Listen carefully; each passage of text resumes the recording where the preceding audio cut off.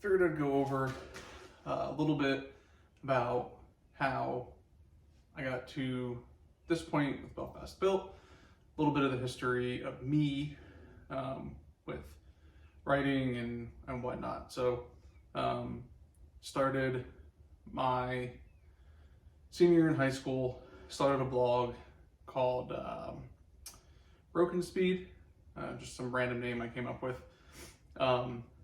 And it was in the heyday of forums. So I would DM people on a forum of a car that I liked, ask them some questions, get some professional pictures from them, and then do a little write-up. From there, I did that for a while. Into college, changed the name to Garage 560. That was the number of the house that I grew up in. Figured it was cool or whatever. And then kind of just putzed around with that a little bit. Didn't do much with it. Had some stickers made naturally. Kept writing a little bit and then kind of fell off up until 7 or 8 years ago. I wanted to get back into a brand and do something fun with it. And came up with the name Belfast Built. Belfast being not the country, or whatever you want to call it. It's a little village where I grew up, I live. Not a lot of people, and kind of stuck. So jotted a logo down on a piece of paper while I was at work, DM'd a couple people who I followed way back when on Instagram who did logos and whatnot, and found something to do it for me, paid him to do it, and that's kind of how I ended up with the bearded logo with the wrench and the bullet on it, which haven't really done much with it over the last couple of years. I tried to do videos a couple years ago and then stopped doing it, and I still occasionally write on the blog, which is just kind of mindless banter and an update of what's going on with whatever vehicle I have at that time.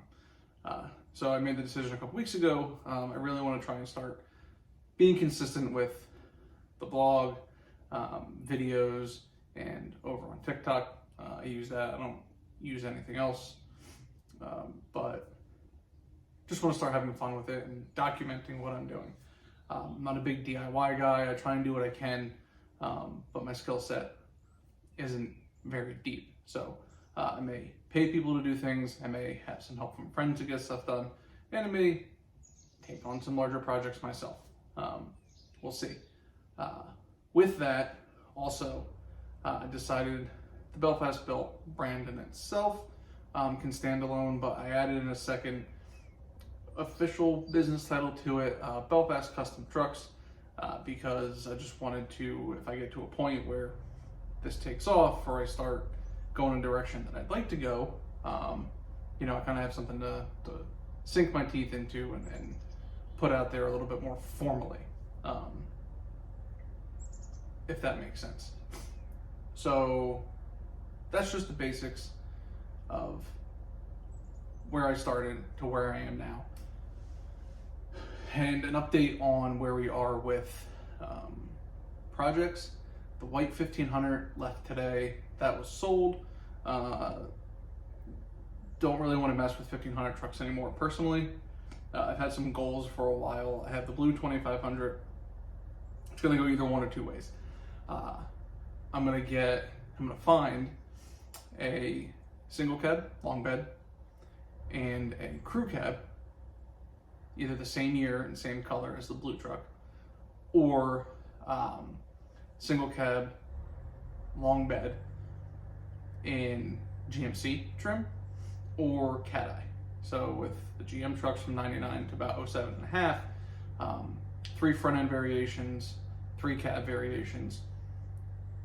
I grew up playing Pokemon. I gotta have them all. So it's gonna go one or two ways. I'm gonna have all matching trucks, or I'm gonna have the 3 variations. The regular cab long bed is gonna be a 6.0 truck, gas. I would prefer the crew cab if I can find one decently enough eventually to be a diesel. And And the crew cab will be nice because my wife and I just started a family 7 weeks ago. We had our daughter, so it'll be nice to be able to put everybody in one vehicle, go enjoy truck shows or go hang out or go get hot dogs at a hot dog stand and hang out in the tailgate.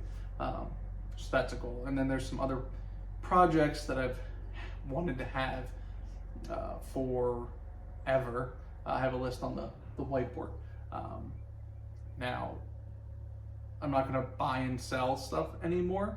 It's going to be more of acquisition and kind of completing projects that I've wanted to since I was a kid. Just trying to make 8-year-old Kyle really happy. Hopefully I can get there.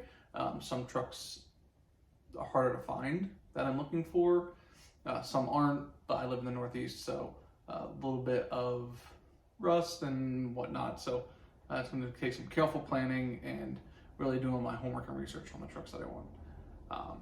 Other than that, I have parts for the Honda that I'm hoping we're in March. Hopefully by the end of April, I can just wrap that up and call it done.